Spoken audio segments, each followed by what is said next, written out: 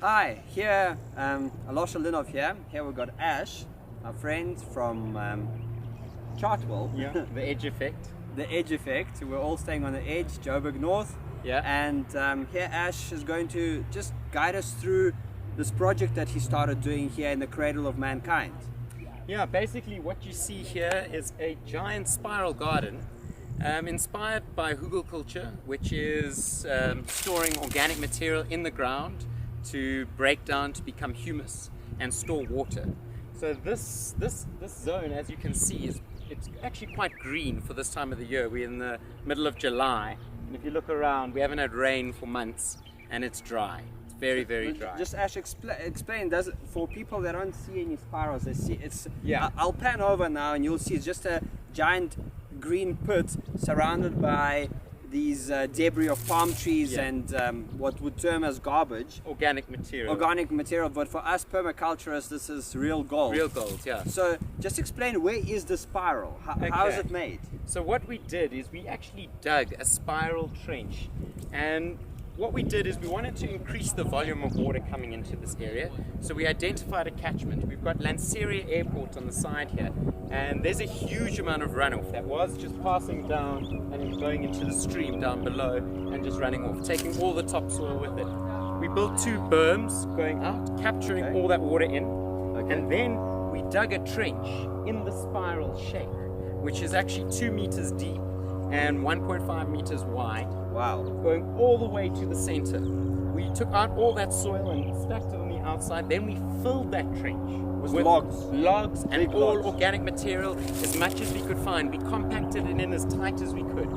And then we covered it again with the soil. Great. So now what happens is, over time, as that organic material starts to break down, it sinks. And this spiral starts to emerge out of the ground over the course of 2 seasons. So you can start to see there's a bit of a trench and a bit of a depression and a bit of a raised area. It's a little bit hard to see, but you can start to make it out. But after 2 or 3 years, you will definitely see a defined spiral appear out of the ground because of the trench we dug. So you have a trench going around, going into the center, which, by the way, is much better to do a double spiral. Double helix, yeah. So if you're doing it in your garden.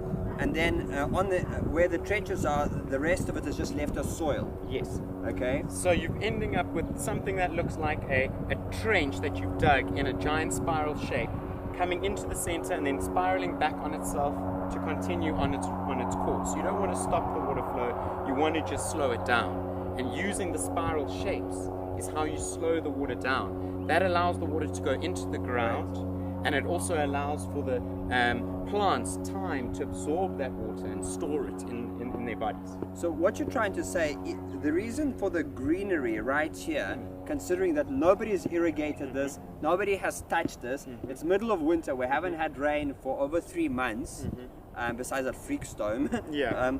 So, and now what you're trying to say, there is a bit of moisture underneath us in this area, and that is why it is coming up slowly, plants are living.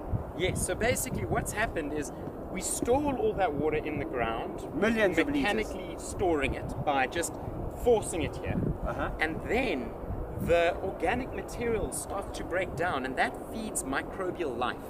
That microbial life draws the water that's down deep and connects it up with the plants on the surface. So there's actually a relationship going on between the stuff that's eating the plants and the plants that are growing. How does this microbial life actually pull onto the water? How does that happen? It actually forms a network, and if you ever watched Avatar, it's a perfect example. You know, when they tap into that network, and it's like an imaginary network, but that network is an actual network of mycelium. So it's fungus that are all linking up, they're teaming up and they're linking arms, and if I need some water down there and you need some sugar, I'll grab the sugar, we swap it over, and brilliant. And the stuff can symbiotic relationship. Symbiotic relationship. Oh, that's fantastic. And these networks can actually spread for thousands of kilometers. Wow. In fact, they're the biggest living organism on Earth is microbial networks. So that's why this is green, and right next to us it is yellow and dry. It also has to do with the species composition, the type of plants which we put in here. So you're not planting very hungry plants. Yes, we're planting. You can actually plant hungry plants in here. You've just got to support them.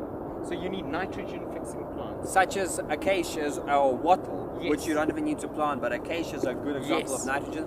Or then comfrey. Comfrey is a great one. Clover.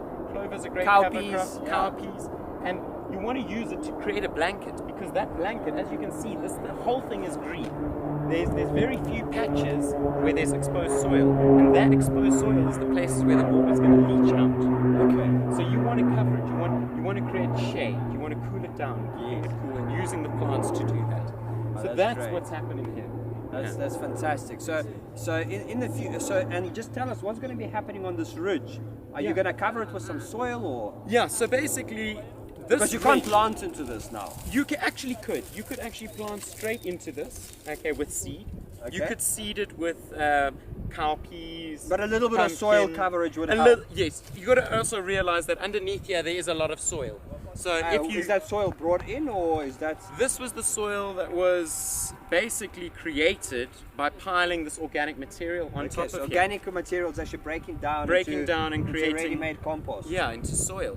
And That's great. It smells delicious, it's clean, and that's just happening automatically. If you want to speed the process up, you're Yeah. going to bring in soil. You're going to pack soil on top of this. And give it a bit of water. Give it a bit of water just to kick things going. You can just wait for the rain to come. Fantastic. If you just do your timing right. But basically, what you see here, that's how we created this garden. So This goes actually 2 meters deep. all the way down, yeah. Okay. And what's actually happened is this is our second layer. So we built it once, and now we've added more on top, and we're going to put more soil on top, and that's just increasing the volume, the carrying capacity. Yes. And now, as you can see, because of the shape of this thing, It's like a volcano. It catches everything. Everything goes in. So you've got And two so arms that are catching it from Lanseria Yes. Airport that's channeling the water into this zone, and anything that breaks down can't Just- escape. It's all coming in here. Oh, and that's great. And as we pile this organic material all the way around, as it breaks down, it just comes into the center, into the spiral, and it just feeds the spiral. So this spiral is increasing in fertility every year. So basically, this spiral has a capacity to catch, I need to do my math now, but about 200 million liters of water in a year. Yeah. You can't compete that with Jojo tanks. Never. So it stores it and keeps it in the ground and Yes. slowly releases it throughout the year during dry months to plants. Yes. So considering that this garden has not been worked in, you can only imagine what will happen when you come and put some love and work some it a bit. attention. Yeah. Yeah. That's Once great. we start actually working this will be divided up into pies, and we'll actually use animals in each section of the pie to cycle the nutrients, to fertilize, and then they'll move to the next one. We'll plant our veggie crop in that one. So it's that same chicken tractor Yes, great. concept, but now we work that onto the spiral. So you could bring a food forest system to this. That's exactly So what's ultimately what we want to okay. create is the food forest system, because with food forest you don't have to keep on planting it every year. Yes. It's a perennial system, and if you design it really well, you spend 90% of your time thinking and planning and 10% of your working, and then you've got this food forest that is going to feed indefinitely, 1,000 years plus, going to provide fruits and apples and whatever can grow in this area and more, because you're actually creating microclimates. Absolutely, and you're not only doing that, you're also securing your water security, because during the rain season, this thing fills up with water, it saturates, and then just downslope, when you actually, once this is full, you actually walk down there, the water is actually trickling. We've created a perennial stream. Wow. Now, as this thing matures, that perennial stream will run all year long. It won't be a perennial stream anymore. Because this 200 million liters of water will be dispersing very slowly. And it will be replaced by a whole lot more water every season, Yes. because our catchment is so huge. So what we've created is a fully encompassing system, which is designed for the food forest, around the food forest principles. That's great. You design it right so that it over time brings in its own fertility and supports itself, and only becomes more abundant every season. Wow. That's the idea. Wow, Yeah. wow. And these food forests are springing up all over the planet. So the ideas that Ashley has been working with and I've been playing with around come into fruitful life. Yes. Just one example of that would be go and research Village Homes in California. They've got a property development with 300 homes, and they've got more fruit that they can eat after 30 years because the entire landscape has been designed to catch water versus sending it to the drain. And literally, Village Homes is a great example because opposite is just your regular estates, and they are power hungry, water hungry, you know, and they're huge maintenance. Now, the value in the land of Village Homes has gone up considerably. Nobody's moving out of Village Homes. Nobody wants to sell there because you've got a food forest for life and Life your is children's life. Life is comfortable. Nobody The wants to average sell there. temperature is decreased because they've got trees. You know, that's the thing. That's You're actually playing on multiple dimensions. Exactly. You're trying to create a beautiful, comfortable place for people. Yeah. At the same time, enhancing your environment and working in harmony with your environment. So believe it or not, this pile of rubbish, as most of you would call it, this is the start of what heaven on earth will look like and how to do it for free. Yes. In fact, you could even get people to pay you to do this because the drivers who brought the stuff pay Cultura a few $100 per load to offload it, and actually diverted them. I stood outside Cultura nursery and he diverted them here so they came and dumped for free. Yeah. But you know, this could be started as a whole business where people actually pay you to dump stuff. You use that money for labor and seeds and produce your heaven for free using somebody else's garbage. Yeah. How's that for closing the loop? I mean, that's the way to go. That's the way to go. I mean, Cultura literally, are they making a profit of this stuff? Yeah. They run a huge corporation like kind of business with this kind of stuff. So it's hugely valuable, but people don't realize the value in it. And that's the thing. That's where we've got to figure out the ways of getting people to understand how to close the loop. Well, You're in these exactly right. future videos, we'll be doing exactly that. Thank you, Ash. Excellent. Thank you. Yeah. Thank you. So scroll below, leave a comment.